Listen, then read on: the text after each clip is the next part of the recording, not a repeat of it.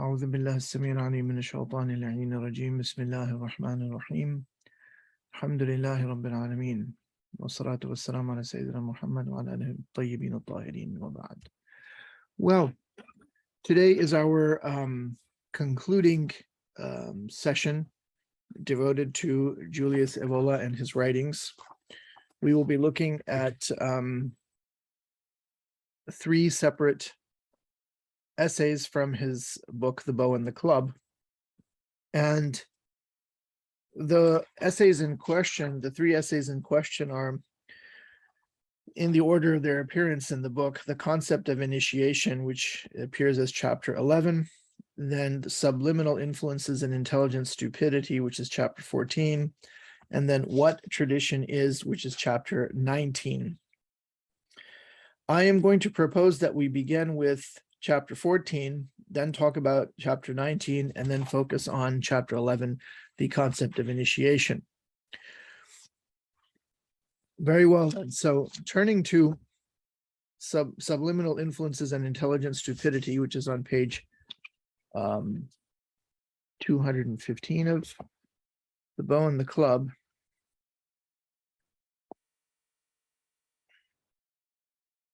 I think this is an extremely interesting chapter. I think in many ways it is prophetic, in as much as in it, Evola recognizes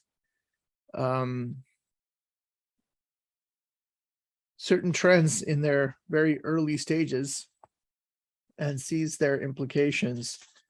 And if you read this essay, you will find how not only how contemporary it is, but how much further things have gone in the descending direction, in the downward direction.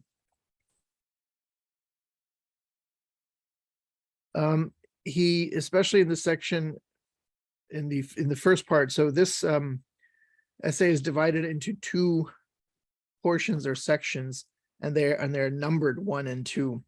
So in the first portion, he very much is focusing on this notion of language and the regressive processes which are at work in language and in modern discourse, and how these regressive tendencies in the form of language also take on the form of subtle and hidden subliminal influences, as he calls them. And this is a further corollary of the quantified and mass civilization that we find in the Kali Yuga. So this phenomenon of subliminal influences, according to Evola, expresses itself on many different levels.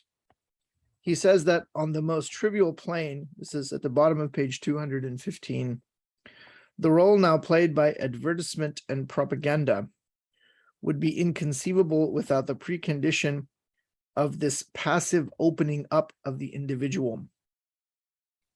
So he speaks of the kind of opening up of the individual in the Kali Yuga to these kinds of subtle, I would even say hidden, and in that sense, occult, that is to say, the linguistic meaning of the term, an opening up, which he continues, an opening up which has either already de facto taken place or which can easily be attained by means of this or that technique. It is well known, he says, that in the field of so-called MR, which is motivational research, in the US, psychiatry and psychoanalysis have been recruited by the advertising industry to provide guidance as to which subtle methods are the most effective in psychologically influencing the public. Now, this is a very interesting observation, in as much as advertising methods are very, very closely related to the so-called science of psychology, and there is a very intimate connection. In fact, I don't know if you have heard of Edward Bernays. Edward Bernays, he's the author of a book entitled Propaganda, and he was related to Sigmund Freud. And Bernays is really the father of modern day mass communication and social engineering, especially in the realm of advertising and the sort of manipulation of large masses of people, which has become much, much easier than perhaps it was in the past, not only due to the further sort of what I call the alchemical processing of humanity today, the further kind of indoctrination, but also by virtue of the advent of so-called digital media, social media in particular, and how that makes people even more open to suggestion.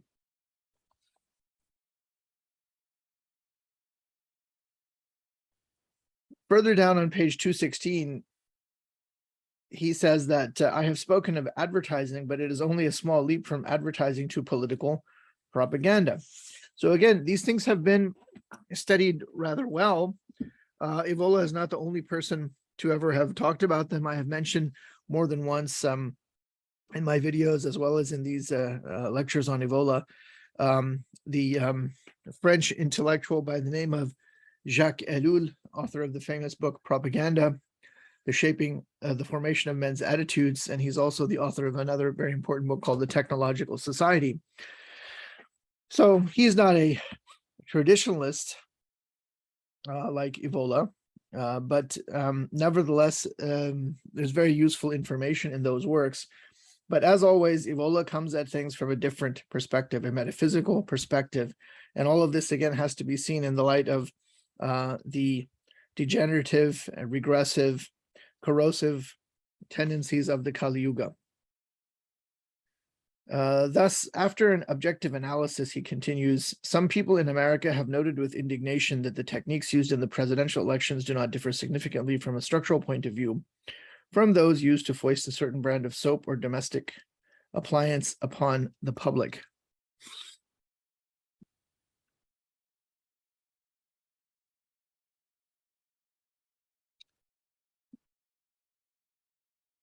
Now, what is interesting, though, at least about how this kind of subliminal influences, or the subliminal influence takes place in the United States, is that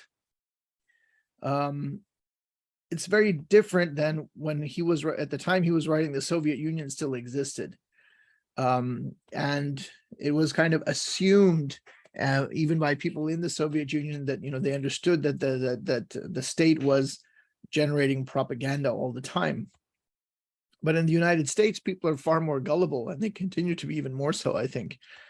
And they believe that whatever comes out of official media, although there's no official media here. They always talked about, during the time of the Soviet Union and the Cold War, they would speak of Pravda, as being state media, the state mouthpiece. Pravda was the newspaper of record in the Soviet Union, much like the New York Times is. But they maintain this fiction in the United States that the New York Times is not a state-sponsored, or that it's somehow independent. And that goes for the other big sort of networks and TV news networks. So he says in this regard, it is telling, excuse me, that all this is taking place in the US, the country where, under the sign of democracy, is claimed that man has achieved the highest degree of freedom, of emancipation and self-consciousness, when in fact the invisible coercion to shape society through the various forms of conformism and public opinion is often at least as great in this alleged land of the free and free world as the coercion exercised in visible and direct forms by the state in the so-called totalitarian systems of the unfree world. Indeed, insofar as any difference between the two is to be found, it may not be to the advantage of the former, since people there are not aware that they are being influenced, whereas in the latter, So the former is the US, the latter is the totalitarian countries, quote unquote, so-called Soviet Union at the time. Whereas in the latter case, the action is directly perceived and is therefore more likely to elicit some kind of reaction.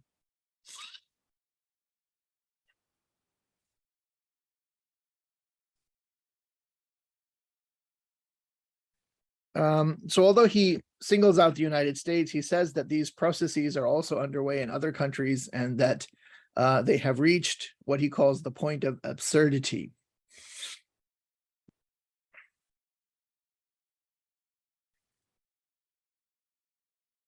Now, in this regard, he also says that there are a number of words or phrases or terms which are characteristic of the subliminal influences at work, and he singles out a bunch of them for discussion.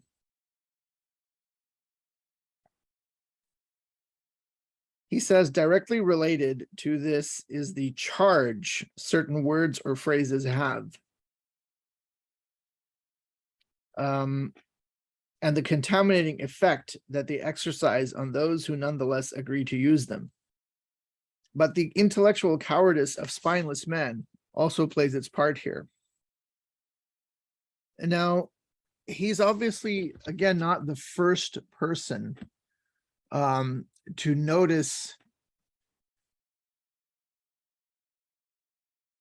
that language can be employed as a means of manipulation. I would even say as a means of mind control. This is very, very old. It goes back, I suppose, in Western civilization to ancient Greece, where we have, for example, in the dialogues of Plato, we find that there were people who were known as rhetors or rhetoricians who through the power of their oratory and their mastery of a language, that they could make the weaker argument appear to be the stronger. And so as early as that time in Western civilization, you had this idea that there was such a thing as a rhetorical argument. And with the codification of logic by Aristotle, the gold standard in Aristotelian logic is given over to demonstration, demonstrative proof, what is also called apodictic proof. That is to say, an argument in which all of the propositions are certain and all of the terms are unambiguous and clear, and the syllogism is valid, and so the truth of the conclusion is guaranteed. But there were other kinds of arguments, namely rhetorical arguments, in which appeal was made to emotion or to the irrational element in human beings. So this is as early as Aristotle and Plato. In modern times, there's a very famous essay by George Orwell, the famous author of Animal Farm and 1984 and other works, entitled The Politics of the English Language. I think that was, it must have been, I think, what, 1940, 1946 perhaps, that essay appeared. There's also a German linguist who was writing at the time of the Cold War. This linguist is named Uwe Pörksen. He's the author of a book called Plastic Words. And this originally came out in German in the 1980s. Plastic Words, the subtitle is The Tyranny of a Modular Language. So many people have noticed this phenomenon. But again, whether it's Pörksen or whether it's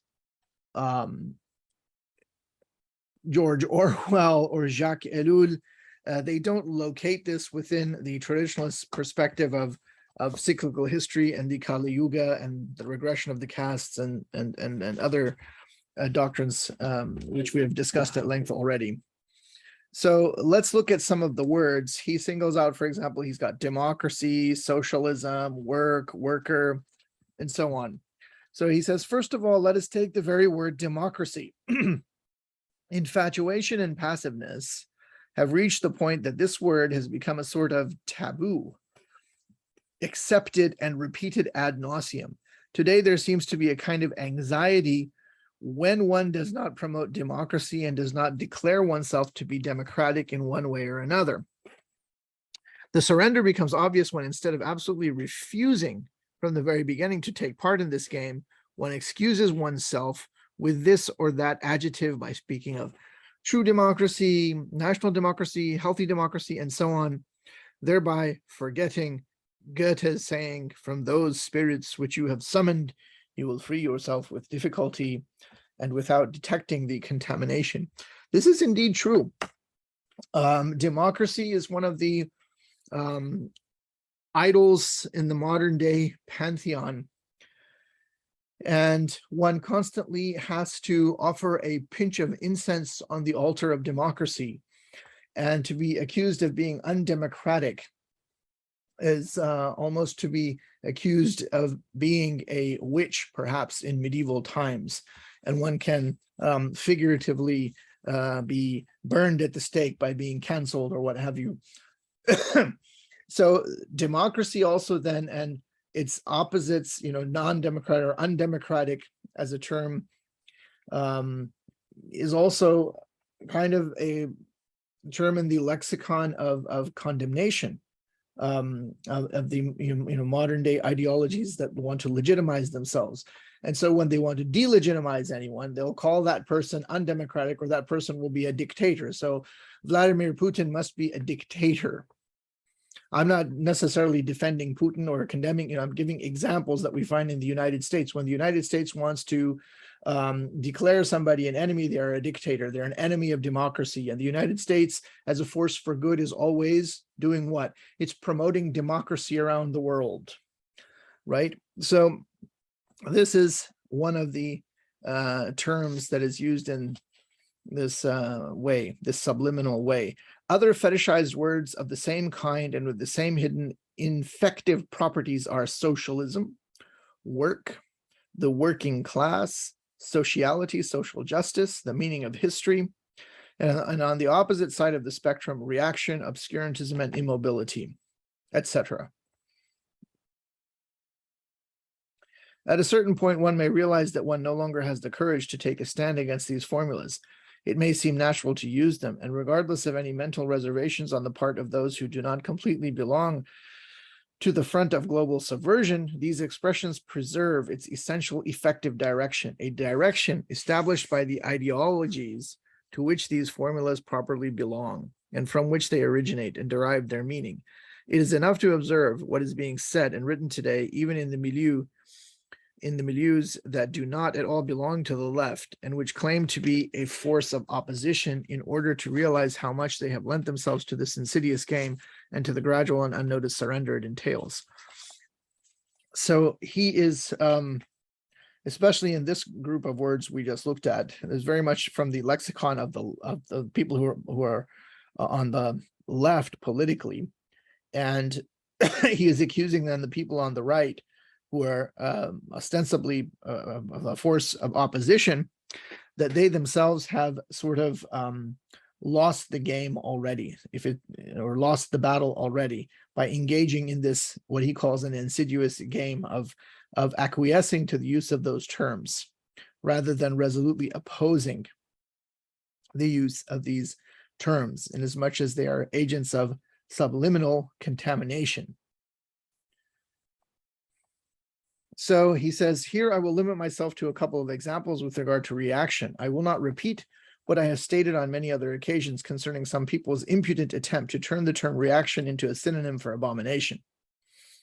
So to be accused of being a reactionary, right, is another term in the lexicon of condemnation that the modern world, or certain elements in the modern world, certain currents use to delegitimize opposition.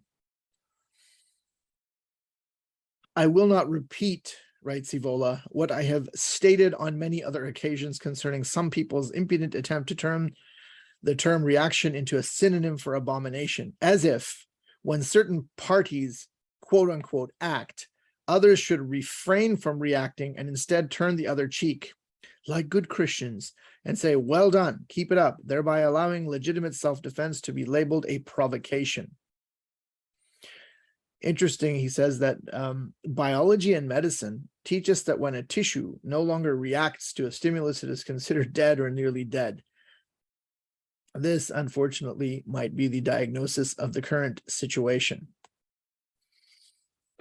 So if you oppose whatever is the flavor of the month nowadays in the modern world, particularly in the United States, you will be deemed a reactionary. You will be deemed this, that, or the other thing. There's a whole other lexicon of condemnation and terms, which are, I think, understood well enough by the people who are watching this video, and that in terms which didn't really exist at the time of Evola. But again, they are manifestations of the same phenomenon of a subliminal influence on the vast majority of individuals. Really, the most effective means of mind control is the language. Language is the very basis of communication, is it not? And so if you can manipulate the very substance, as it were, of communication, you can manipulate people's minds very easily and get them to do what you want.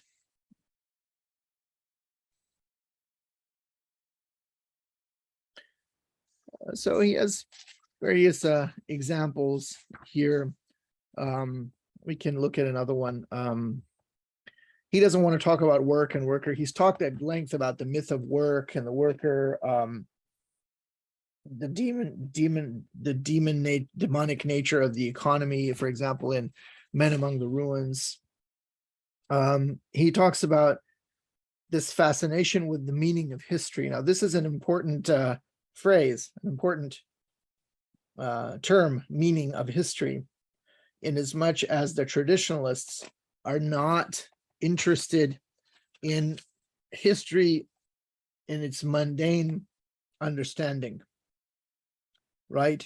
The traditionalist school has a conception of cyclical history, history that is, and there are certain phenomena and processes which cannot be changed, and there, as much as there are principles that operate on a level which is in fact outside of mere human action.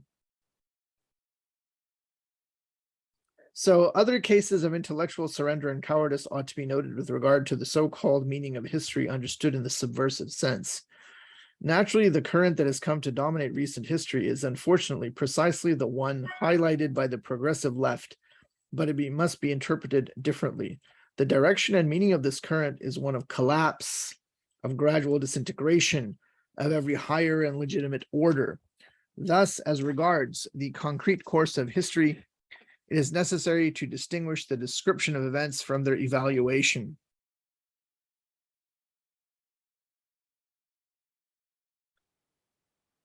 Intellectual surrender occurs when one grants what exists the character of what should exist, of what is good, thereby stripping reaction of all moral justification. The origin of this deviation, according to Evola, lies in Hegelian historicism, with its well-known identification of the real with the rational.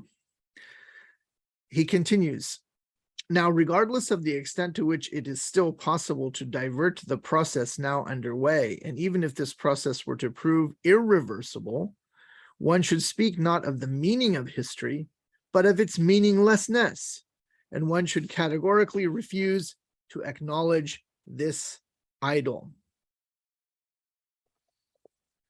Then he has several things to say against the Catholic Church, and in particular, certain tendency represented by a modernist Jesuit named Teilhard de Chardin, whom all of the traditionalist writers really condemn across the board.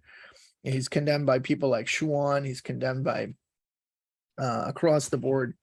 There was a traditionalist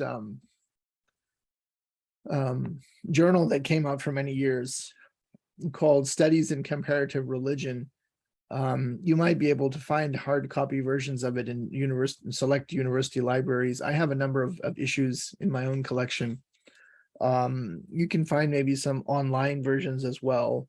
But anyhow, there are many articles in studies in comparative religion against Teilhardism, as they called it, or the doctrines and teachings of the modernist Jesuit Teilhard de Chardin.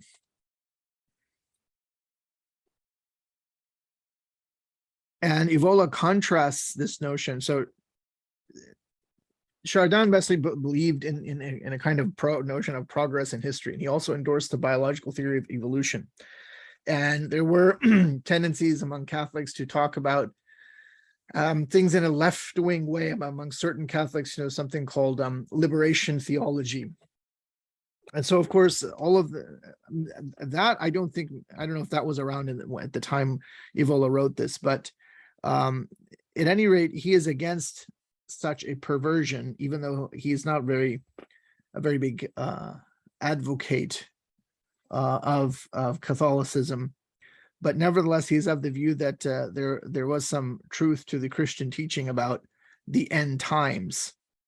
And of course, he says that, it doesn't offer a happy ending. The end times, he says, were spoken of in rather catastrophic and apocalyptic terms, with the appearance of false prophets, the coming of Antichrist, the terrible last judgment, and the separation between the elect and the damned, rather than in terms of the universal redemption of an exclusively earthly mankind through progress and other such things. These themes found in early Christianity ultimately reflected some valid traditional teachings, all deformations and mythologizations aside. So another term which was, I don't know if you hear it as much now, but that's the term immobilism. So that if you're not, on board with change for the sake of change and ceaseless change, then you are accused of immobility. Immobilism is the term. Leaving aside its crudest aspects, in other words, the crudest aspects of this notion of immobilism, Evola says, in its ultimate implication, this position is also based on the myth of progress, as though any change as such necessarily meant something positive, a true advancement or an improvement. You may recall the very, very, very, very first chapter essay in this book, in this book, The Bow and the Club, entitled "The Civilization of Space and the Civilization of Time." And Evola here refers the reader back to that, saying that, generally speaking, one may refer here to what I already noted with regard to a higher level in chapter 1. And then he expands, he puts a colon, he says, nowadays, no one seems to realize that there is such a thing as stability, which has nothing to do with immobility, and that one must absolutely oppose the conflation of the two. In political struggle, immobilism is yet another bugbear associated with reaction. Even men supposedly of the right now accept this jargon and fear being accused of it. Moreover, should we be surprised at this, seeing that, as already stated, the church itself is changing, no doubt fearing that otherwise it would be engulfed and displaced by the current of history? He takes another example. I think this is the last one. And then he turns to the concept of intelligent stupidity. So another example, he says, is the word paternalism. Now, I think that's a term that's still used, especially by the left. But there's also the term much favored by feminists and people in so-called gender studies, and that is the term patriarchy. So he says, let us take another example, paternalism. And again, here we could also just throw in patriarchy as well. Here too, we can note the acquiescence to the negative sense bestowed upon the term by the ideologies of subversion, while forgetting what this implies, the devaluation of the very concept of any family worthy of the name. Indeed, it is the very center of the family that is devalued here, the authority and the natural and positive function of the father, the solicitude and care of the father, which is affectionate, of course, but also strict when necessary. His offering protection and granting things spontaneously, on the basis of personal relationships with judiciousness and justice. All this, when transposed onto the social plane, is considered deplorable, intolerable, and injurious to the dignity of the working class. The objective here is twofold. On the one hand, to undermine the traditional idea of the family. On the other, to attack everything that in a normal society could have, and indeed once did have, a natural and organic, personal and human character, as opposed to a state of latent civil war and a system of claims which should ultimately be called by their true name, blackmail.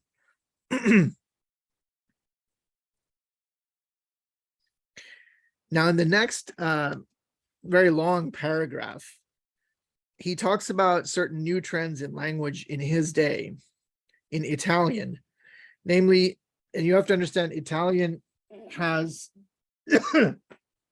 grammatical gender, two grammatical genders, masculine and feminine. And apparently, even in his time, there was a tendency to replace professions when they would be used in reference to a female, like, I don't know, doctor or ambassador, with the masculine form, because in Italian they can have feminine form. And I think this is very interesting in the light of the contemporary cult of pronouns and gender markers and so on. He says regarding this trend, and certainly this comment applies to the descendants of this trend in our own contemporary reality. He says the fact that this nonsense implies exactly the opposite of what people would like it to imply seems to escape women themselves. Indeed, women do not realize that in laying claim to the masculine form of these designations, what they attain is not equality while remaining women, but the opposite, assimilation to man. And indeed, this is, I think, the goal, a blurring of these distinctions, the assimilation of the one gender to the other, and the introduction of other genders that have no basis in biology, but are merely the manifestation of the whims, the deviant whims of this particular tendency of our time. I'm sure you heard of this documentary film that came out very recently, just some months ago, entitled "What is a Woman?"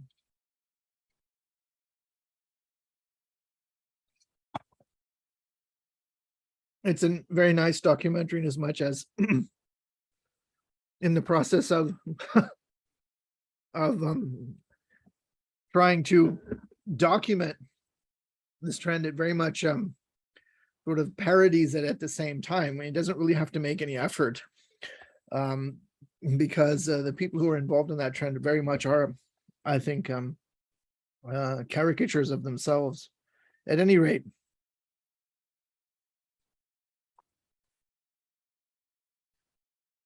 so much for the first aspect of this essay, subliminal influences. Now we turn to the concept of intelligent stupidity. This is a phrase which he has borrowed from Fritjof Schuon.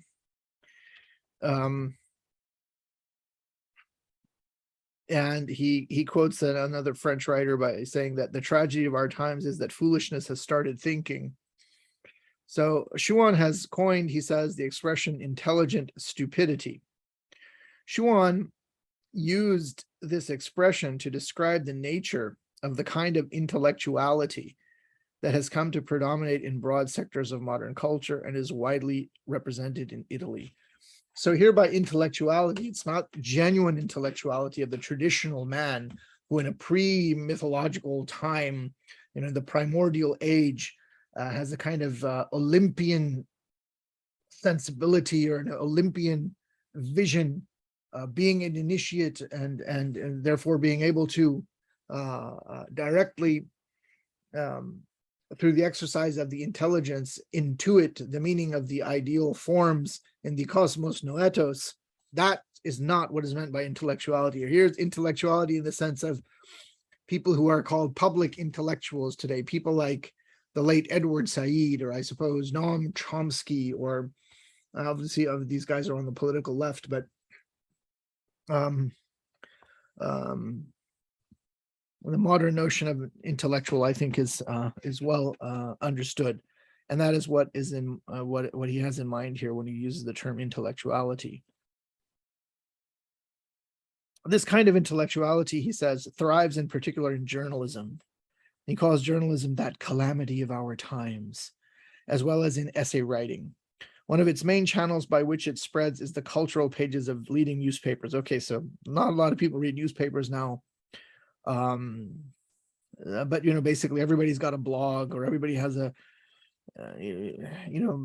social media has given anyone and everyone a platform. And indeed, so-called intellectuals, many of whom have academic appointments, are also on social media. But again, even though maybe newspapers don't thrive so much in print form anymore, people do read them online. And the op-ed pages, for example, of the New York Times or the Los Angeles Times or the Washington Post, these are very important platforms in which modern day so-called intellectuals often make known their views about this, that, or the other thing, and therefore they can directly influence their readers. The main feature of this kind of intellectuality, this intelligent stupidity, is its lack of principles, higher interests, and any genuine commitment, and its concern with brilliance and originality, along with an emphasis on professional fine writing, form rather than substance, and esprit, in the frivolous and mundane meaning the French give to this term. For the representatives of this intellectuality, brilliant phrases and impressive dialectical and polemical positions are far more important than the truth. Now, this is very true in modern academia as well. There is a lot of just complete and total nonsense masquerading as scholarship today.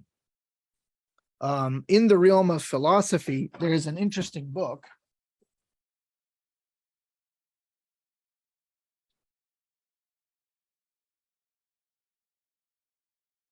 This book is by the contemporary Scottish philosopher Roger Scruton, who passed away very recently. Perhaps it was last year or so.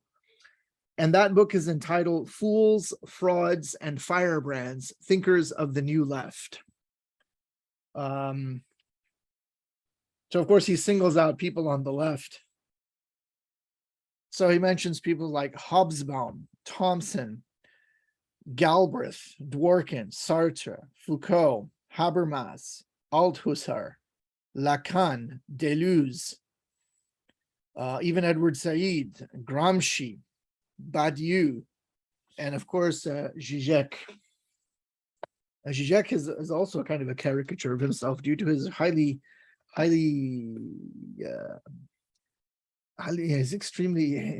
highly expressive form of speech and gesticulation, and his strange habits have turned him into a meme. But across the board in academia, you find all sorts of complete and total nonsense. And the most, I think, egregious examples of such nonsense, one of them is a rather old one. Back in the 1990s, something happened which has come to be known as the Sokal affair, S-O-K-A-L. You also known as the Sokal hoax. If you type this in, you come up immediately with an entry in Wikipedia, which is not so bad. It's sufficient for our purposes. But there was a hoax perpetrated by a guy named Alan Sokal, who was a physics professor at NYU, as well as UCL. UCL is University College London. And so he submitted a completely fraudulent article to something called Social Text, which was an academic journal of so-called postmodern cultural studies.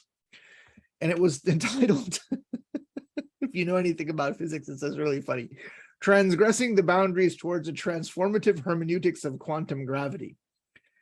And so he argues in this paper that quantum gravity is a social and linguistic construct. So, you know, these postmodernists are very fond of saying that this is that almost anything and everything is a social construct. And it was published, and they didn't realize until he revealed that this was a hoax. Now, there's another so-called affair. It's called so-called squared. It's also called the Grievance Studies Affair. And in the Wikipedia entry, it's listed under Grievance Studies Affair. So this was the project of three hoaxers, three authors, Peter Boghossian, James A. Lindsay, and Helen Pluckrose. And they wanted to really shine the spotlight on what they saw as completely, you know, bogus scholarship and you know, just erosion of genuine academic inquiry. So they did this over 2017 and 2018, and they submitted a whole bunch of bogus papers to academic journals specializing in so-called cultural studies, queer studies, race studies, gender studies, and believe it or not, something also called fat studies. And some of these, you know, things were published, and they were really quite strange. Let's see if there's some examples here.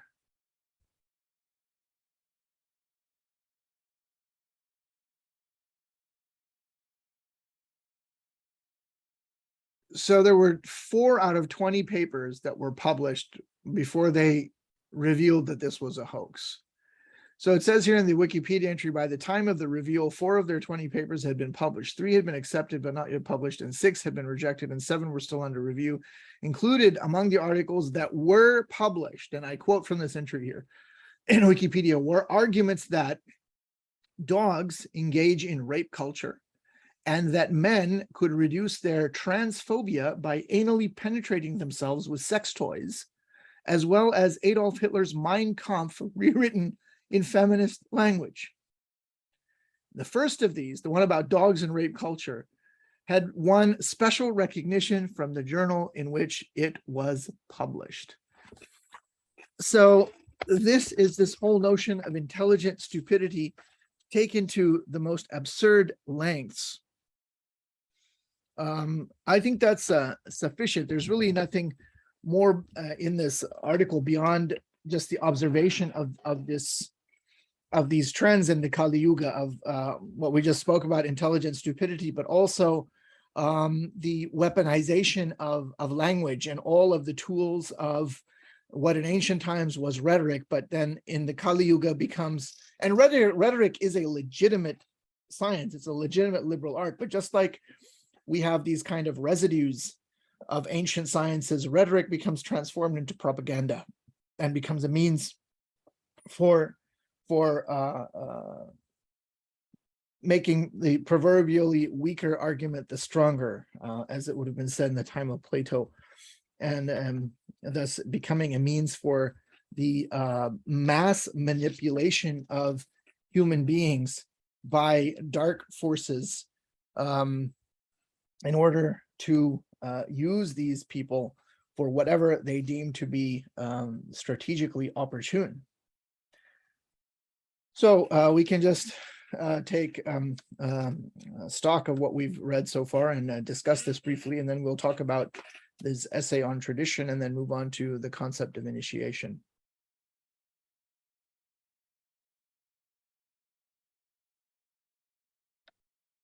If you have anything to add, I mean, if you don't, that's fine. Okay. So I take it there's nothing to add here, and we will move on then to what is tradition. Okay. So what is tradition is really the last chapter. It's the concluding chapter of the Bow and the Club. And at the beginning, he engages in remarks of a kind of somewhat polemical nature with what was with authors who had written about tradition in his time. So we'll just pass over that, especially in the interest of time. I mean, but they don't directly impinge on the universal message, I think, of this chapter in terms of how it applies to us today. Although the controversies in which Evola was engaged are, have their own interest. So, having made those polemical remarks, then on page 326, Evola says that it would be presumptuous of him to expound upon the integral meaning of tradition in the present context, but nevertheless, he would like to provide a summary overview of what tradition is. And so people who are new to traditionalism and are new to Evola, this is a very useful essay. So he begins with the idea that what should we say, the etymology, etymologically what is meant by tradition. And he says that the term tradition comes from the Latin tradere, which has the sense of transmit, to transmit something. So there is the notion of a transmission. In this respect, he says it has an indeterminate character, allowing it to be used in the most diverse and profane contexts. Traditionalism then, can mean conformism. And in this regard, he says, it was G.K. Chesterton who famously observed that tradition is the democracy of the dead. He then makes the remark that few people are aware that the literal meaning of the term Kabbalah in Hebrew, Kabbalah, actually means transmission, and it's therefore precisely the notion of tradition. And he just decides to use that as an example because it embodies a metaphysical teaching and is an esoteric interpretation of the Bible. And so this is, as he says, a meaning which approaches the matter we are dealing with here. As regards the historical domain, Evola says that tradition must be traced back to what may be termed immanent transcendence. This is the recurrent idea that a force from above is at work in this or that area or historical cycle, and hence that spiritual and supra-individual values constitute the axis and supreme point of reference for the overall organization, formation, and justification of every subordinate and simply human reality or activity. This force, this force of immanent transcendence is a presence that is transmitted, and this transmission, supported precisely by the character of this force which transcends historical contingencies, is precisely tradition. So wherever you will find a traditional civilization, you will have this force of immanent transcendence at work. And so the merely historical study of traditional peoples and civilizations is mistaken. Inasmuch as tradition with a capital T is above and beyond any given historical contingency or another. Normally, tradition conceived in this sense is borne by those at the summit of their hierarchy of reference, i.e. by an elite.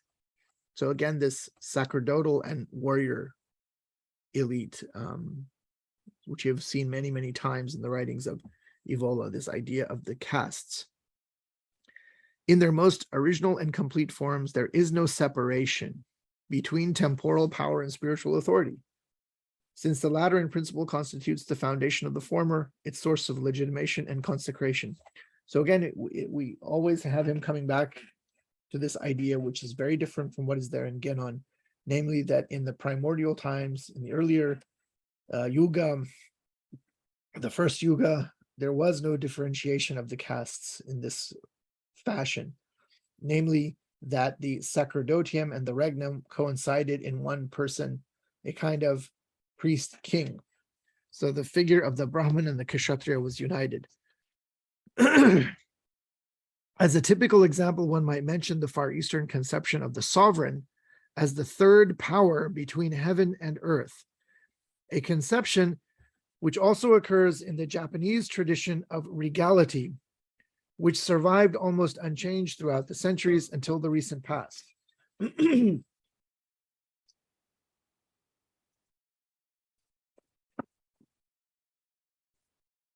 I have referred to many examples also drawn from the Western world. In my aforementioned work, he's referring to the revolt against the modern world. So this concept of transmission is extremely important. He further clarifies what he means by imminent transcendence. He says that this tradere, or transmission, from which we get the term tradition, tradere or transmission, concerns not something abstract and contemplative, but rather an energy. So he also, so far he's spoken of a force, now he's speaking of an energy that, while invisible, is nonetheless quite real.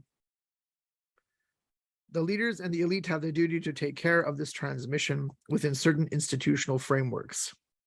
So he's not really mentioning the idea of initiation, but is sort of pointing at it here, I think, which very yet share the same aim. It is quite evident that it is best guaranteed when it goes hand in hand with the continuity of stock and blood, safeguarded by rigorous norms.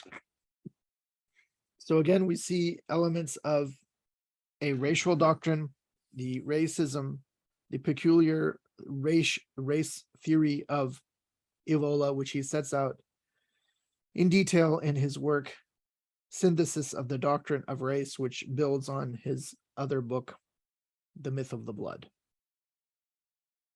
Indeed, he says, when the chain of transmission is broken, it is very difficult to reestablish it. There is hardly any need to emphasize the fact that from this perspective, tradition stands as the antithesis of all that from this perspective, tradition stands as the antithesis of all that amounts to democracy, egalitarianism, the primacy of society over the state, power from below, and so on. So remember, he wanted to distinguish two aspects of tradition. So the first is this idea of imminent transcendence, that there is a force, there is an energy that is present, and that, of course, tradition is the antithesis of all these modern notions. Now, the second aspect of tradition refers to the doctrinal level. And here the point of reference, Evola tells us, is what he calls, he says, that which we may call the hidden transcendent unity of the various traditions. This includes both religious traditions and traditions of a different sort, namely wisdom or mystery traditions. What has been termed the traditional method consists in discovering an essential unity or correspondence of symbols, forms, myths, dogmas, and disciplines beyond the various expressions they may take in individual historical traditions. This unity can emerge through an in-depth examination of traditional material, an investigation, it is worth stressing, that constitutes something quite distinct from the research conducted in the so-called comparative study of universal religions, which is limited to the surface and hence has an empirical as opposed to metaphysical character. So Evola is saying that there is a transcendent truth of a universal character upon which all of the traditions are built. And so because of this reason, there is a hidden kind of transcendent unity here. And if one properly studies these different traditions, one can arrive at this conclusion. However, this is not merely an exercise of profane erudition or a kind of academic pedantry, because he tells us, and I quote, that the faculty required for such research is rather what may be called intellectual or spiritual intuition, intuitio intellectualis. Those, he tells us, that have an adequate sensitivity will immediately notice whether it is at work or not on account of a sort of illuminating virtue it bestows, and which is nowhere to be found in the extrinsic and faltering approaches of certain profane enquiries or of those who pose as traditionalists without having any actual roots in tradition. And then here he goes back to his polemical remarks about certain authors he quoted at the beginning.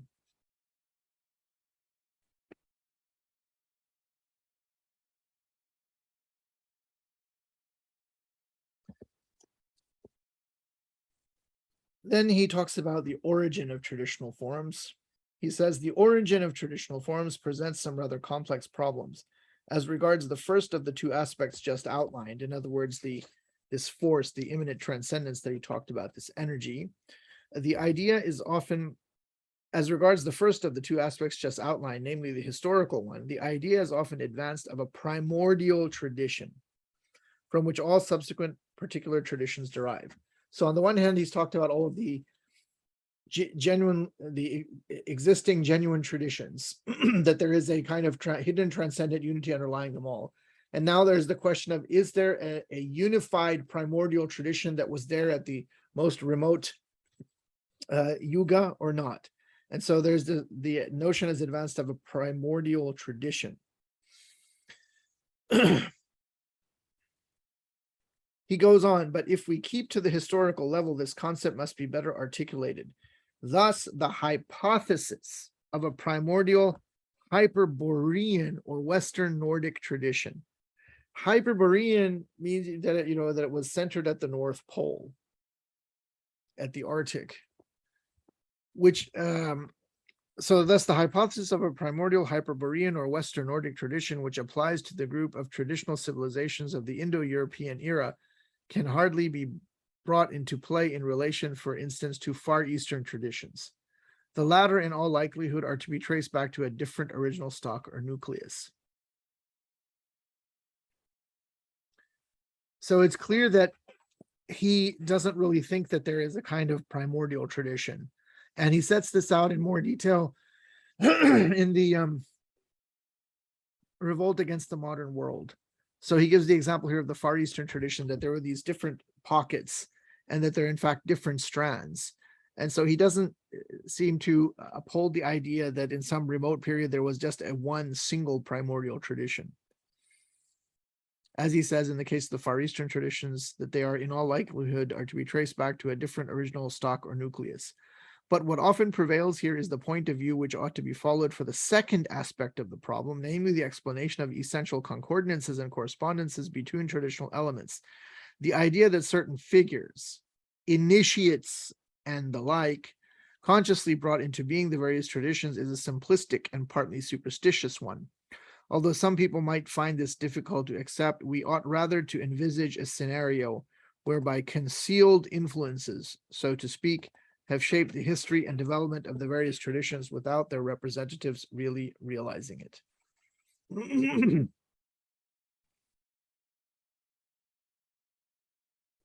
So I don't think that's a question which is easily resolvable. So we'll just leave it at that. That's his view on it. And then he concludes this essay by talking again about the benefits of this notion of tradition with a capital T. He says the introduction of the idea of tradition, capital T, helps free every particular tradition, small t, from its isolation precisely by tracing its general principle and essential content back to a broader context in such a way as to effectively integrate it. This only goes to the detriment of the claims of sectarian exclusivism and privilege. Certainly, the notion may trouble and confuse those who felt confident within a restricted, fenced-off area. However, for others, the traditional view will disclose broader, freer horizons and bestow a higher confidence, provided one does not cheat, like those traditionalists with a small t, who have laid their hands on tradition simply as a way to spice up their own particular tradition and reassert it with all its limits and exclusivism. This notion of a transcendent unity of traditions or a transcendent unity of religions was espoused by all of the traditionalists, again on Kumaraswamy, and it's really Fritjof Schuon who wrote a whole book about this with that phrase in its title, namely the transcendent unity of religions. However, what is different is that Schuon is of the view that all of these traditions are somehow equally valid, that all these, religions are somehow equally valid, and that they haven't undergone some sort of corruption or change. And so that one can properly today practice Christianity or whatever other religion. Evola obviously doesn't have this view. He talks about how he's very much he's very critical of Catholicism, although there may be some positive elements which he does bring out in his writings, but for the most part he's very much against Catholicism. He doesn't have many nice things to say about Christianity. In that sense, he's very similar to his criticisms of Christianity are similar to those of Nietzsche in the Antichrist. He also talks about Buddhism and the doctrine of awakening, this original notion, the original teaching of the Buddha, as being a kind of an initiatic tradition for the warrior types, for the Arya. So he doesn't really have that same idea as Schuon. Anyhow, so do you want to make any observations, comments on this?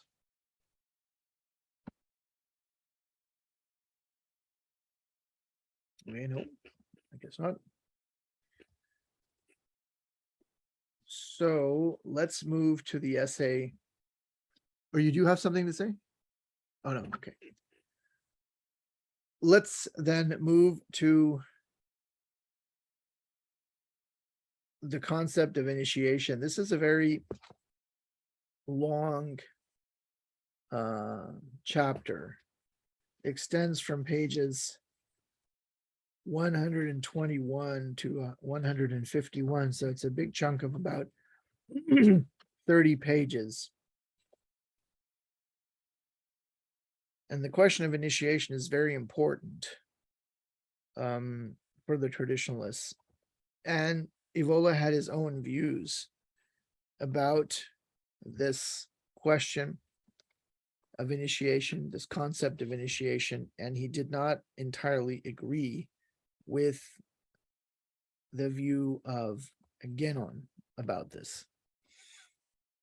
In the opening paragraph, he states, "It is not easy today to give an exact idea of what is meant by initiation, or to define the figure of the initiate. The main difficulty lies in the need to refer here to a vision of the world and man and to structures which belong essentially to traditional civilizations, which are distant from the present one, distant not only from the modern mentality and culture, but also to a large extent from the religion which has come to predominate in the West." Obviously means Christianity.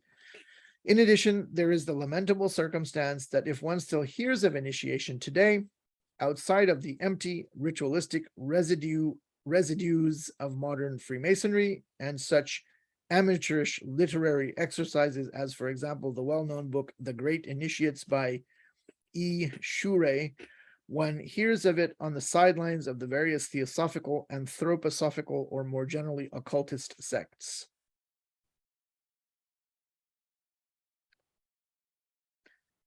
The discredit which has rightly become attached to these frivolous neo-spiritualistic forms, which are sometimes outright hoaxes, is bound to create a prejudice impeding the understanding of what initiation really is. So he rejects a number of contemporaries, such as Jung, and further down, page 122, he says that the only positive contribution to be found today regarding the concept of initiation is offered by the traditionalist current spawned by René Guénon. He is the most serious researcher in this field, and he bases himself on much first-hand and authentic knowledge. So we have to remember that René Guénon was an initiate of an Islamic Sufi order in Cairo. He became a Sunni Muslim, and he was initiated into the Shadhili Tariqa. He followed the teachings of the master of that branch, Sheikh Salama Radi, and that's his inside knowledge. Now, I'm told, I mean, there are reports, there are claims that Guénon also received some kind of initiation into other traditions, namely the tradition of the Vedanta from the Indic world. But I do not really know about the authenticity of these reports, but there is no doubt about his Islamic Sufi affiliations. So he goes on, we're talking about Guénon. He says, certainly, his horizons have their limits. Very important phrase. Certainly, his horizons, namely Guénon's horizons, have their limits.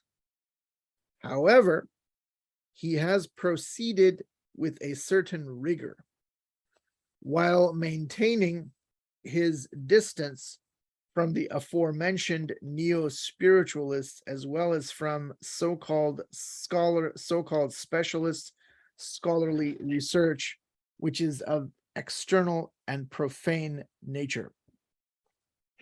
Okay. So there's no footnote on this, but Guénon had an entire book on initiation.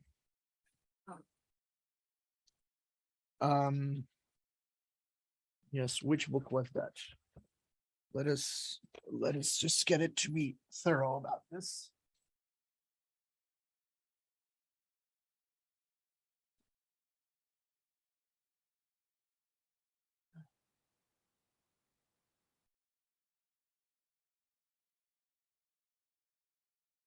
Yeah.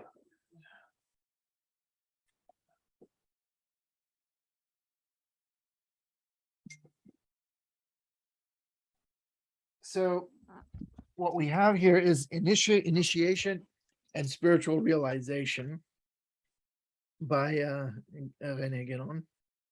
Initiation and spiritual realization. This book first came out in 1952. 1952, yep. And this is a modern translation that came out in 2001, translated by Henry D. Fohr, F-O-H-R. There's also Perspectives on Initiation. This originally came out in 1946. And this is the 2001 edition in English, also I think translated by Henry D. Fohr, F-O-H-R. So Evola must have had these views, must have had these texts in mind, although he doesn't footnote them here. So what does he do? So in the next 25, 28 odd pages, Evola looks at initiation, and he offers a number of points for consideration regarding initiation. I count 7. They're actually numbered. Yeah, there's 7 aspects or points that he wants to make about initiation. So first he approaches initiation etymologically. And as much as the term initiate or initiation derives from Latin, which means a kind of new beginning. And for Evola, the initiate belongs to the Olympian rather than the Promethean plane. He distinguishes a high initiation, which in the ancient Greek world corresponded to, according to Evola, the greater mysteries, and a lower initiation, which again in the ancient Greek world corresponded to the lesser mysteries. So high initiation is Olympian rather than Promethean. It's concerned with transcendence. It is the Uranic and Olympian dimension. Lower initiation is the Demetrian chthonic initiation, the ancient Greek world, which is concerned with the level of nature of physis and doesn't arrive at the higher sort of noetic truths. The second point that he wants to make about initiation is that the world of religion and the world of initiation are really two different realms. The third point which he wants to make, which he makes about initiation, is that in initiation, the metaphysical principle of identity leads to replacing moralism and devotionalism, which is part of the world of religion, with knowledge. So rather than a devotionalist outlook, you have the outlook of liberation through knowing, through knowledge. Evola, along with Genon, condemns mysticism. That's the fourth point. What is called mysticism, they particularly have in mind Christian mysticism, but mysticism they distinguish from genuine initiation. Mysticism, therefore, as the fourth point, should not be confused with initiation. Mysticism is concerned with a kind of ecstasy, an extroverted motion is how Evola refers to it, whereas initiation is concerned with entesi. He coins this term. In other words, a kind of introverted motion. The fifth point that he makes regarding initiation is he offers an answer to the question, what is the pattern which constitutes genuine initiation? This touches on what we just saw in his essay on tradition. And he says that initiation involves the transmission of a special force by a representative of an organization which is its holder and custodian of the initiatic or the exoteric and initiatory doctrines and disciplines or teachings, which extend in an unbroken chain from that representative going back to an original quote unquote center. In the Islamic context of Sufism, these are all the notions of bay'ah. In other words, the oath of the actual initiation involves an oath taken to follow the teachings of the representative of that initiatic organization. There's the notion of the chain, or the isnad in Arabic, the silsila, and the transmission of this force is a term in Arabic which is baraka, which is only inadequately rendered by the English term grace, which is compromised by its being tinged with Christian associations, which have no place either in Islam or in its esoteric dimension, namely Sufism. The sixth point that he wants to make, that he makes about initiation, concerns the nature of the initiatory experience. Evola explains that the content of initiatory experience is noetic. That is to say, it relates back to the nous, this kind of Olympian vision of the cosmos noetos, the world of Platonic ideas, and is not merely involved with, let's say, psychic phenomenon.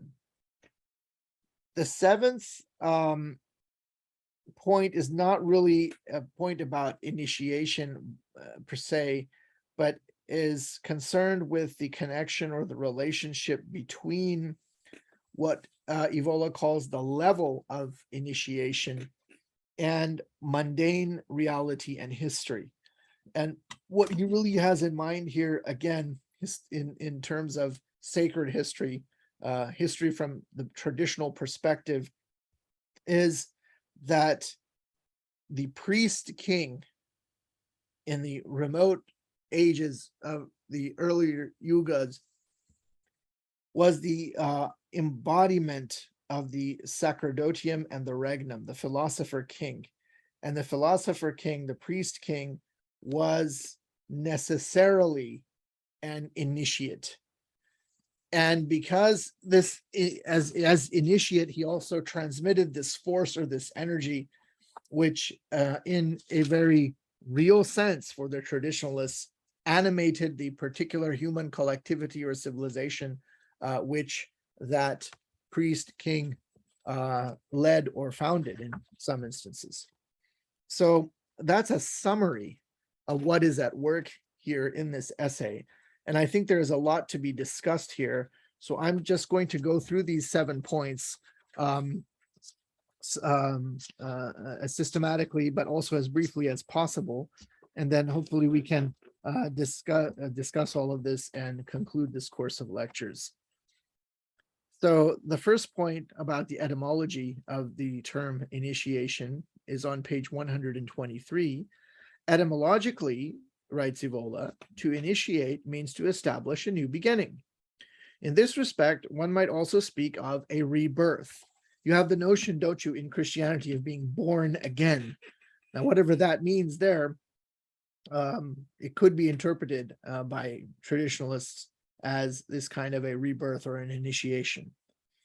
So there are initiatic elements and rites that have a kind of initiatic character in Christianity. I suppose those rites may be also called sacraments in some Christian denominations, but I'm not entirely certain about all of that, as there's certainly certain sacraments in the Catholic Church. But anyhow, etymologically, so to initiate means to establish a new beginning. You might also speak of being born again, of a rebirth, but then it would be necessary to give this term a strictly ontological meaning. Indeed, the fundamental premise of initiation is that the human condition, along with the limits which define the common individuality, can be surpassed. This is very important. So this rebirth, this new life, so to speak, which is conferred by initiation, has this notion, has this idea behind it that the merely human condition, the common individuality of man, can be transcended. It can be surpassed. One can go beyond it. Now here, Evola takes great pains to distinguish what is at work with an initiation from an ancient Greek notion of the Promethean Superman. So the notion of the Superman belongs to a Promethean plane. Evola says at the bottom of page 123 that if you remain on the Promethean plane, that means that man remains as he is, but illegitimately seeks to gain a superior dignity and power. So that's not genuine initiation. In initiation, the superior dignity and power is legitimately attained to, but Prometheanism is an illegitimate attempt. So this is in contrast to the initiate in the proper sense, who belongs to the Olympian plane. In other words, he has acquired, as Evola says, a different, innate and legitimate dignity.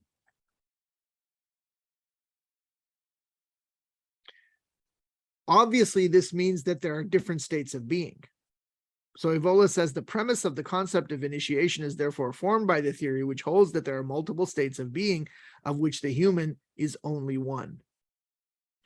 However, one must take account not just of superior states of being, but also of states which are inferior to the one distinguishing the ordinary and normal human personality. Thus, we can conceive of a double possibility in the opening of this personality can open either upwards or downwards.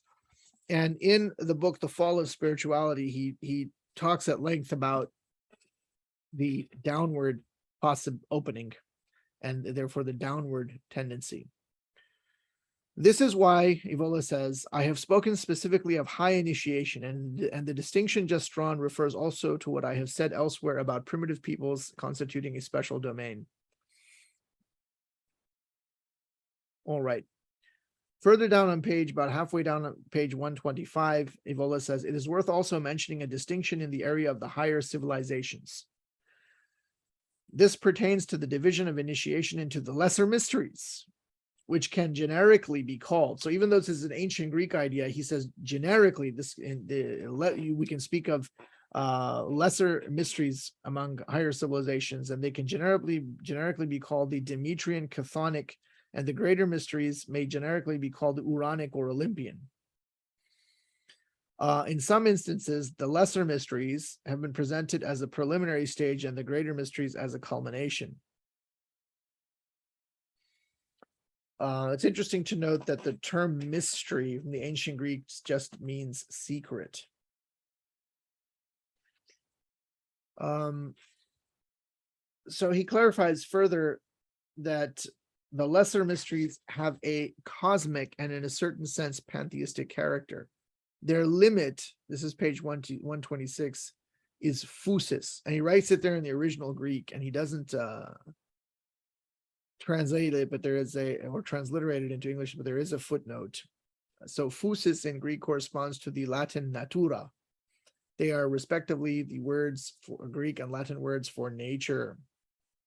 This nature, I'm reading from the footnote at the bottom of 126, however, was understood much differently than our own concept, which signifies either the whole of what exists or else everything not produced by man.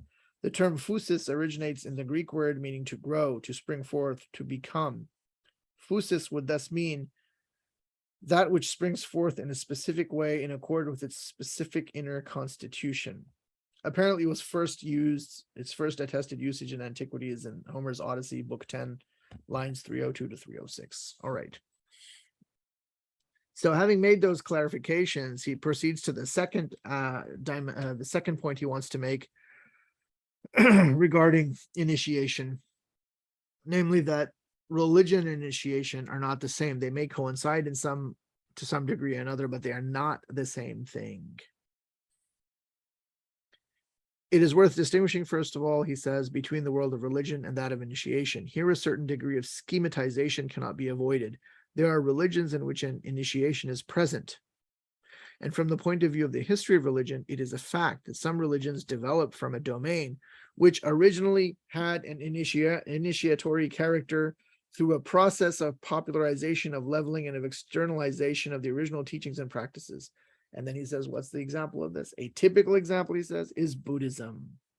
There is a real gulf, according to Evola, he says, there's a real gulf between what can be called the pure doctrine of awakening and the related practices of early Buddhism and the religion which spread subsequently. Obviously, if you want to know in more depth what he means here, we're fortunate in the fact that he wrote an entire book entitled The Doctrine of Awakening According to the Buddha, and I refer you to that.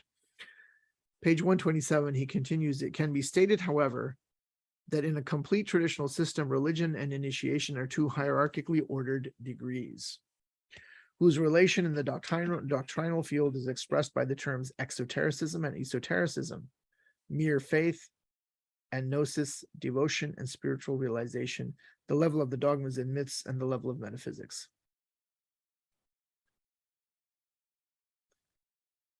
The present history of religions hardly brings out or does not bring out at all this essential articulation.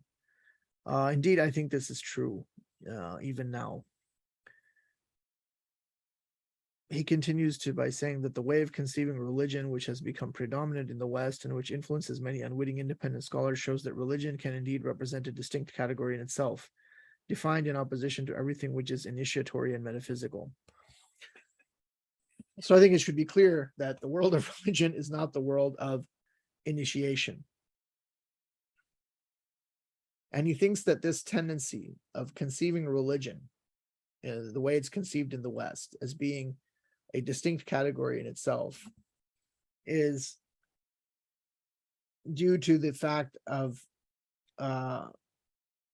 the predominance of the belief in Judaism and Christianity in the West, what he calls the beliefs of the Semitic peoples, namely the belief in Judaism, belief in Christianity, and Islam, which he says are characterized in their positive forms by theism, creationism, the concept of man as generated per iatum, that is to say, generated by the deity as a detached being.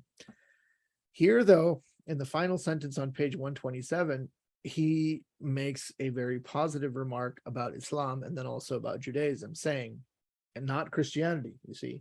He said, again, he doesn't like Christianity. He says here, Islam indeed possesses an esoteric and initiatory tradition in the contexts of Shi'ism and Sufism. And Judaism has a corresponding tradition in the Kabbalah, but these currents are in a certain manner separated from orthodoxy.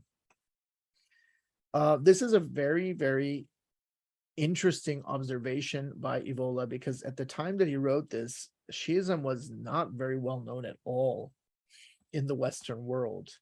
And this just points to how thorough he was. I mean, and where exactly he derived his knowledge of Shi'ism, I couldn't tell you.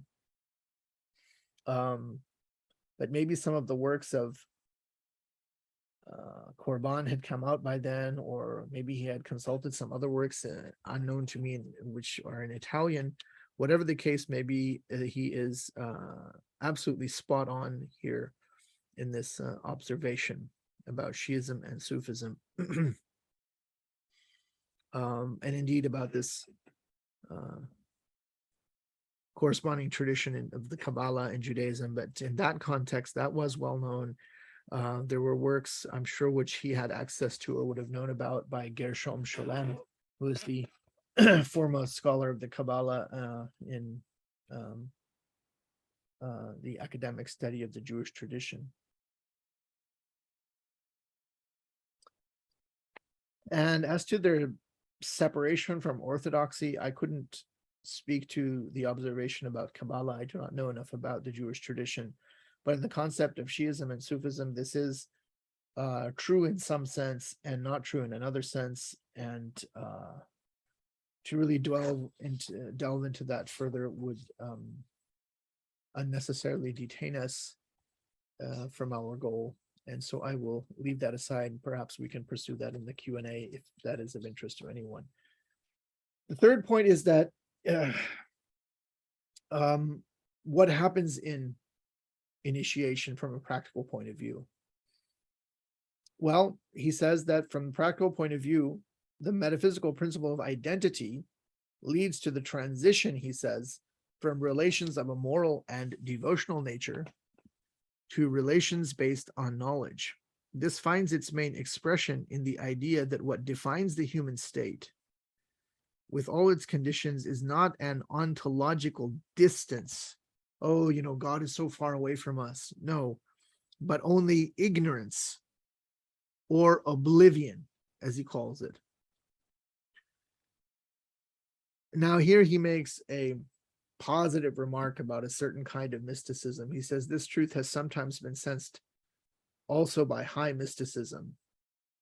And in parentheses, he mentions Meister Eckhart, but you have to remember that Eckhart, he's a Catholic, and he was tried for heresy. But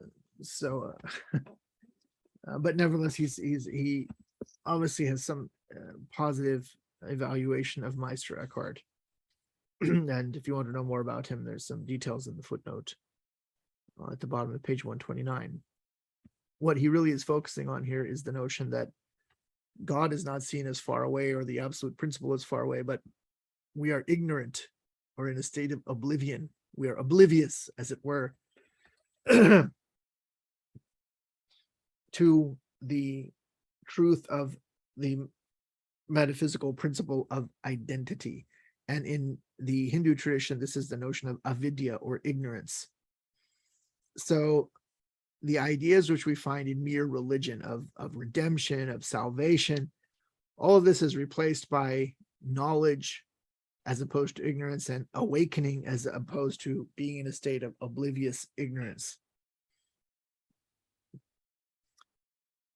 Evola then says, it is in these terms that the specific realization of the initiate can be defined. Centrality is its essential character.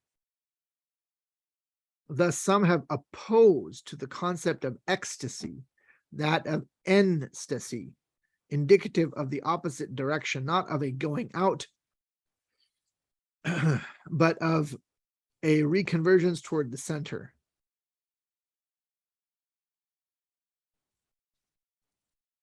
The essential distinction, he goes on, that has been drawn between the religious horizon and the initiatory one would seem nevertheless compromised by the fact that even in salvation religions, the aim seems to be the overcoming of mortal and transient nature. But again, it is necessary to acknowledge that these terms may have a different meaning there, and also that various historical factors have interacted and given rise to a promiscuity, which does not allow us to clearly distinguish the component parts. This point may be elucidated by considering the special problem of existence in the afterlife. So I think that is sufficient to establish what he understands by what actually happens in initiation. This discussion of the posthumous states is something which I think I will pass over, not because it is unimportant, but because the interest of time, but also I don't think it's absolutely central, at least on a first reading, to understand Evola's conception of initiation. So the fourth point develops further this notion of ecstasy versus ecstasy. Mysticism is not to be confused with initiation. It is also clear, he says, from what has been argued so far, that a line must be drawn between mysticism and initiation. This point is generally overlooked. And indeed, you will find even today, even in our times today, that many people, especially academics, but not just academics, do not really understand the difference between the esoteric dimension of a tradition and mysticism. Now, if you use the term mysticism in its original linguistic meaning, but they don't, then I suppose there's no real issue. But mysticism is, strictly speaking, concerned with this sort of ecstatic and emotional current and sentimental current, which has nothing to do with genuine initiation. But you find people today who write about how Sufism is Islamic mysticism, or that Muhyiddin ibn al-Arabi, famous Sufi, is a mystic. And Evola wants to make this point that this is incorrect. This point is generally overlooked, and confusion between the two domains is common. Some brief considerations are therefore in order. To be accurate in terms of mere etymology, mysticism refers to the initiatory world, because the mystes, or mustes, which gives us the word mysticism in original Greek, was the follower of the ancient mysteries. But once again, we are faced with a typical case of the corruption of words. In its now current sense, the word mysticism can legitimately be used only to designate a phenomenon which with specific features of its own, a phenomenon which may be regarded as the ultimate limit of the world of religion alone. Recall that the world of religion and the world of initiation are not the same. First of all, this is a matter of fundamental orientation. To use the terms already employed, mysticism stands under the sign of ecstasy, initiation under the sign of ecstasy, an extroverted motion in the former case and introverted motion in the latter. In accordance with the structure of the religious spirit, the position of the mystic with respect to transcendence is essentially eccentric, in other words, decentered. Hence, mysticism is predominantly passive, while initiation is active. A very common symbol in mysticism especially in the West, is that of the spiritual wedding, in which the human soul plays the feminine role of the bride, which would be absurd on the initiatory plane. From a different perspective, the passivity of the mystic is inherent in the prevalence of the emotional and sub-intellectual element. This is the main point, in my view. It is reflected in the prevailing character of mystical experiences, which overwhelm the conscious principle of the I, rather than being controlled and dominated by it. Thus, almost invariably, the mystic has no precise idea of the road covered and is unable to grasp or indicate the real and objective content of his experiences. Subjectiveness here prevails through elements that are still merely human, and the soul has ascendancy over the spirit. This is what makes the texts of the vast majority of Christian mystics, with their monotonous emotional effusions, almost unbearable, as can be seen by skimming, for instance, through E. Zola's Anthology of the Mystics. Therefore, one can legitimately speak in a symbolic fashion of the mystical path as an essentially humid one, as opposed to the dry initiatory one. So here he's using alchemical terms.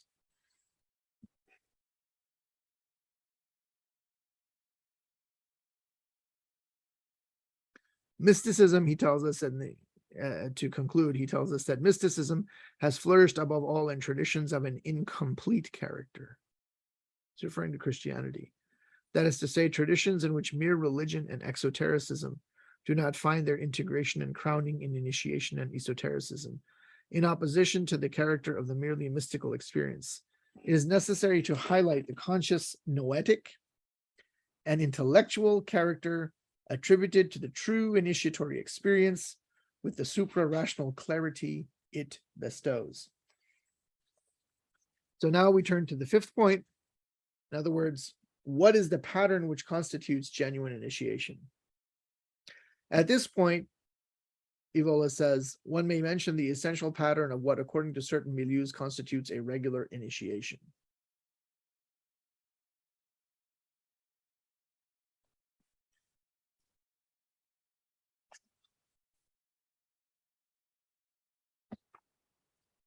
So all right.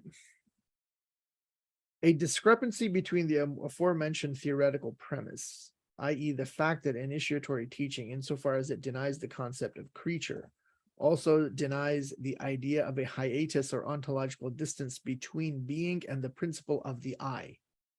And the practical attitude seems to arise on account of the fact that the initiatory experience, which consists in an overcoming of the human condition and a passage to superior states, usually cannot be achieved through the means at the disposal of an isolated individual. Now we come to the crux of the matter. So initiation is not an abstract thing. Again, it's a transmission that has to be transmitted by a somebody, by a someone.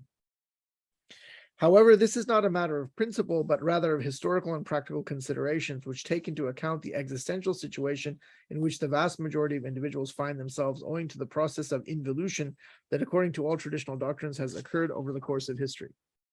Okay, now with all of those preliminaries, he then tells us that, thus, according to the aforementioned pattern, initiation requires the transmission to the initiand of a special force by the representative of an organization which is its holder and which is also the custodian of esoteric and initiatory teachings.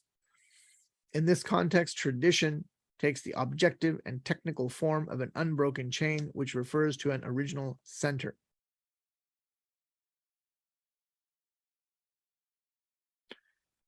All right, but this is what he calls the regular initiation.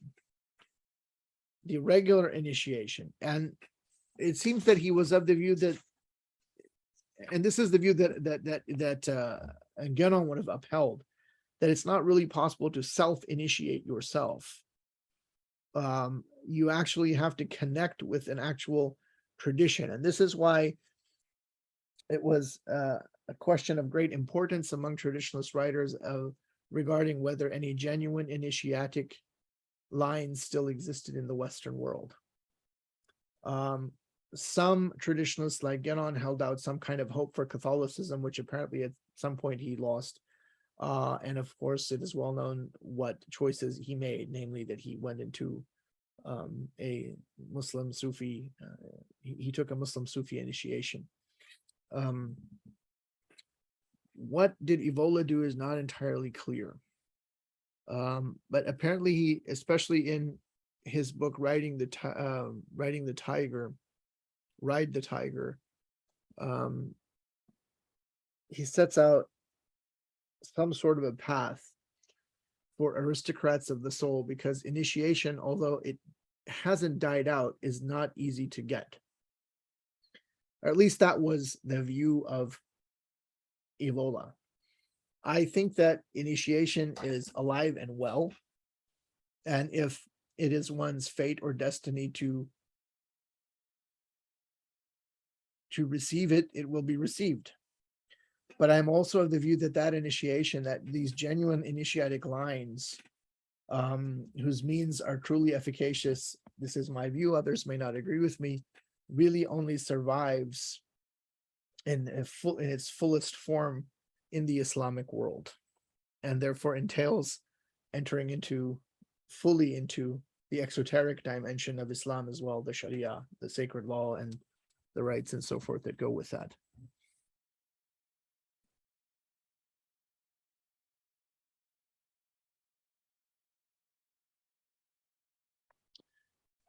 So wherever the present situation makes it possible, this is held to be the regular form of initiation, a form which on its own level presents some similarities with baptism and even more with priestly ordination in Catholicism. But the general premise concerning the ontological connections between the human and suprahuman is here taken to imply that in the case of initiation, we find ultimately the passage from potency to act, brought about by the initiatory operation of a deep dimension of the very being of the initiand. Thus, the concept of virtual initiation. So he's just talked about what is called regular initiation. I was talking about a virtual initiation. Thus, the concept of virtual initiation has been developed. An initiation which remains inefficient and ineffective, as in the case of the quality which is supposed to be infused by mere Catholic baptism, unless a personal action intervenes and is added to it. However, it cannot be ruled out that in principle, this action alone may, if only in exceptional cases, bring about a breakthrough to a new level and the initiatory opening up of consciousness, even without the aforementioned regular and to a certain extent external ritual connection with an organization.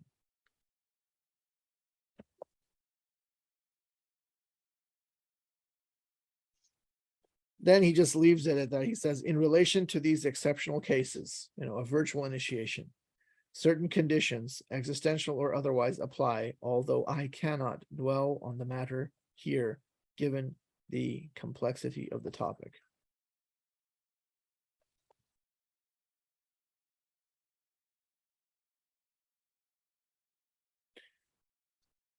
I have a few things to say about irregular, shall we say, initiation, but I will leave them until we finish this. So he makes this remark on page 138. Let's make a note of that and we'll come back to this. So he returns to the concept of regular initiation and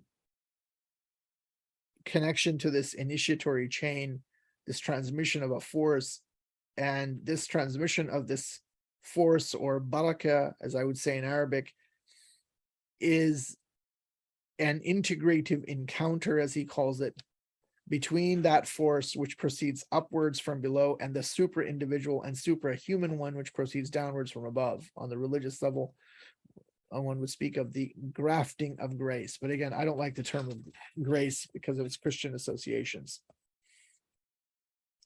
So this encounter,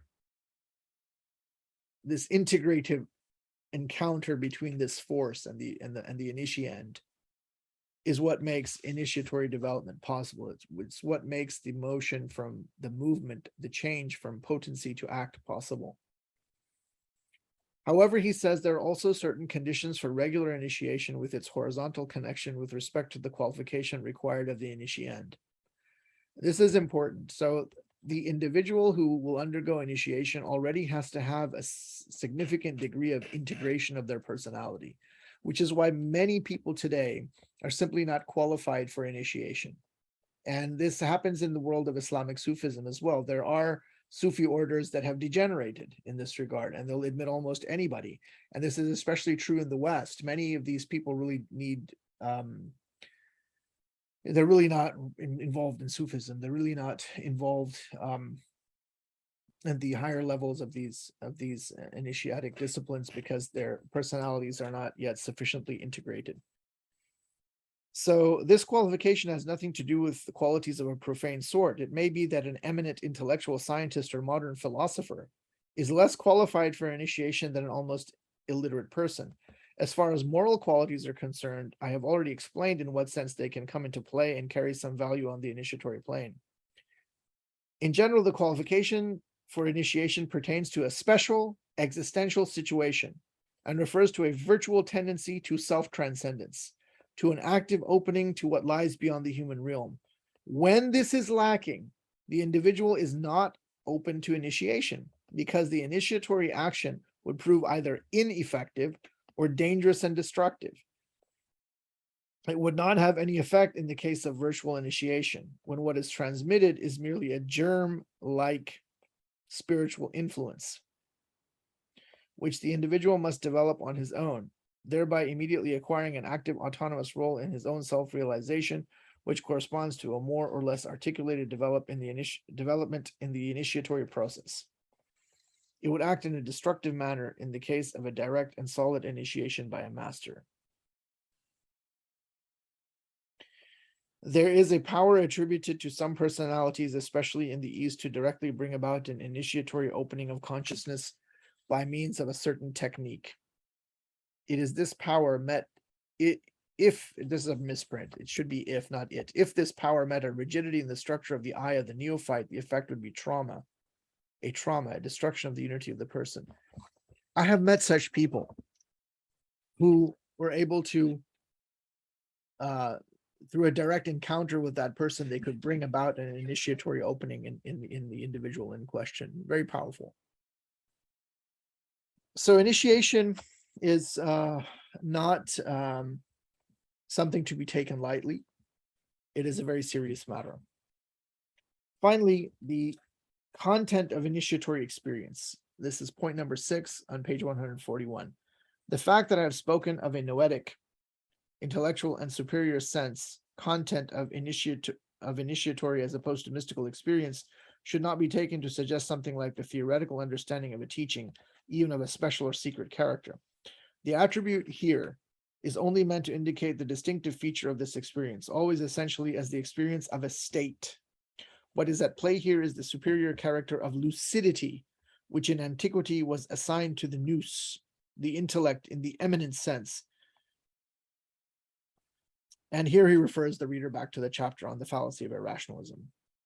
Nevertheless, he continues, the new state created by initiatory rebirth has always been considered the indispensable premise and the beginning of a superior kind of knowledge.